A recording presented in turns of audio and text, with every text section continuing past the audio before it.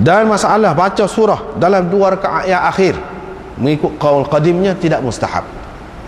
Baca surah dalam 2 rakaat yang akhir kalau sembahyang 4 rakaat.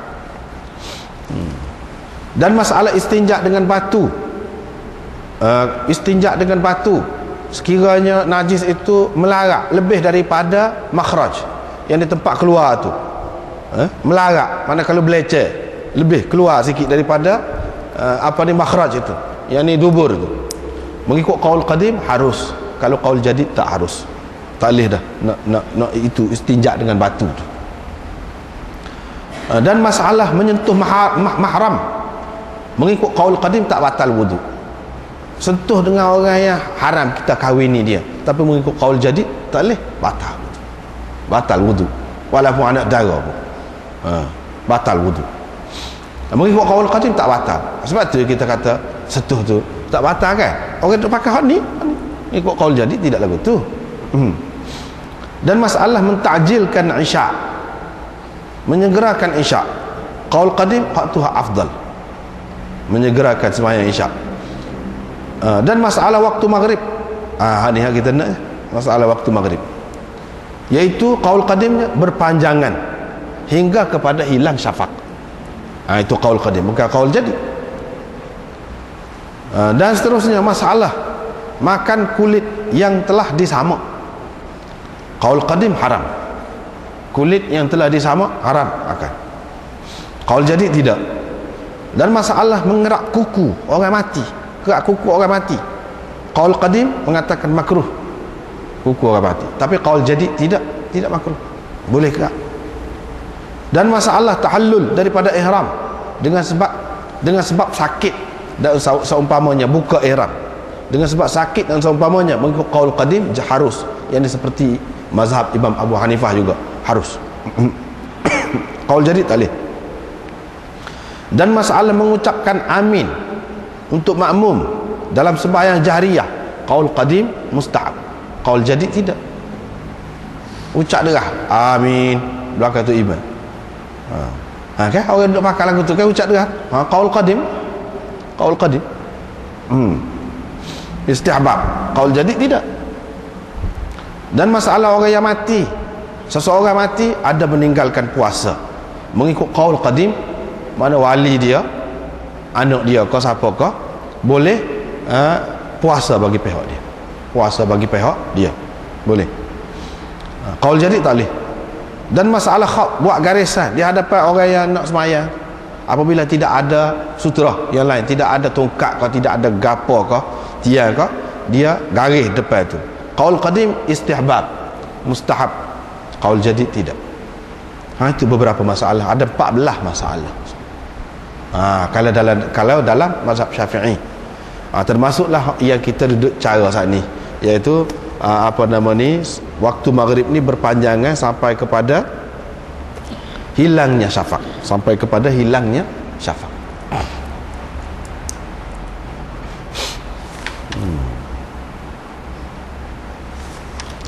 Sampai kepada hilangnya syafaq. Abu Dawud berkata, Sulaiman bin Musa telah meriwayatkan dari Atha dari Jabir dari Nabi SAW tentang sembahyang maghrib serupa dengan apa yang diriwayatkan oleh Abu Bakar dari Abu Musa al-Ash'ari itu. Begitu juga Ibnu Buraidah telah meriwayatkan dari ayah dia Buraidah serupa itu juga, yakni tentang waktu maghrib ni. Waktu maghrib ni dalam riwayat mereka ada menyebutkan panjang tu waktu maghrib ni, bukan riwayat Abu Bakar anak kepada Abu Musa al-Ash'ari tu seorang. Itu tujuan Abu Daud cerita di sini. Tapi riwayat Sulaiman bin Musa daripada Atha dari Jabir pun lagu tu juga tentang waktu maghrib ni. Begitu juga riwayat Ibnu Buraidah tentang waktu maghrib ni panjang juga. Tujuan Abu Daudnya dia nak sokong hak tu lah, dia nak sokong hak waktu maghrib tu panjang. Dia nak ceritanya bukan dua riwayat, banyak riwayat ni yang menyebutkan waktu maghrib ni panjang, bukan hanya satu waktu seperti qaul jadid dalam mazhab Syafi'i, tidak, tapi panjang. Itu anaknya. Seterusnya Riwayat daripada Abdullah bin Amr bin Al-As dari Nabi SAW bahawa baginda berkata, waktu zuhur selagi tak masuk asar, waktu asar selagi tidak kuning matahari, dan waktu maghrib selagi tidak hilang syafaq. Serupa juga seperti dengan tadi juga. Dan waktu isya hingga ke separuh malam. Waktu fajar selagi tidak terbit matahari.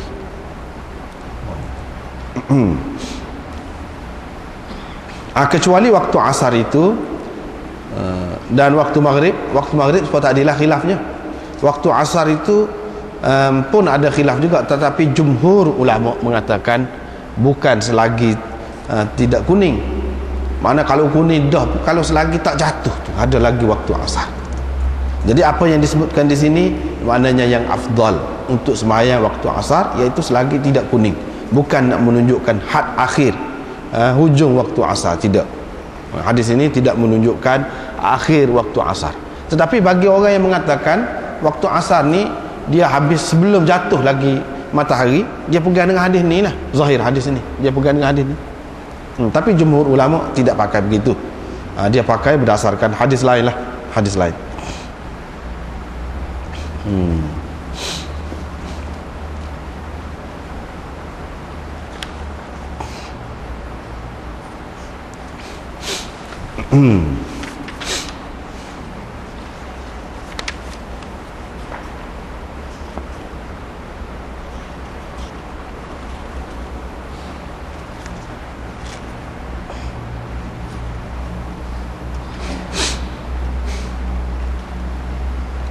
Kemudian ini waktu sembahyang juga, bagaimana Nabi SAW bersembahyang dalam bab berikut tu. Pada waktu-waktu yang berlainan itu bagaimana Nabi SAW sembahyang. Di sini disebutkan riwayat daripada Jabir tentang waktu sembahyang Rasulullah SAW. Dia kata baginda bersembahyang zuhur pada waktu hajirah, asar pada ketika matahari masih lagi hidup. Hidup itu maksudnya cerah.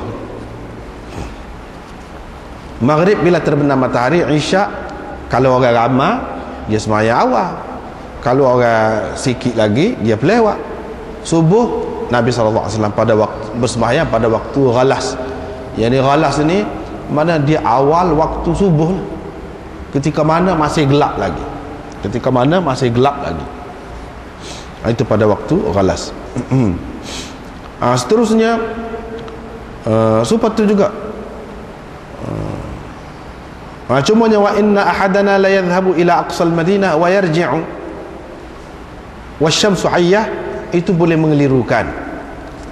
Seseorang pergi ke aqsal Madinah, yakni ke pinggir Madinah, hujung Madinah, mana hujung kawasan Madinah, dan balik, patah balik mari pula. Gitulah zahirnya.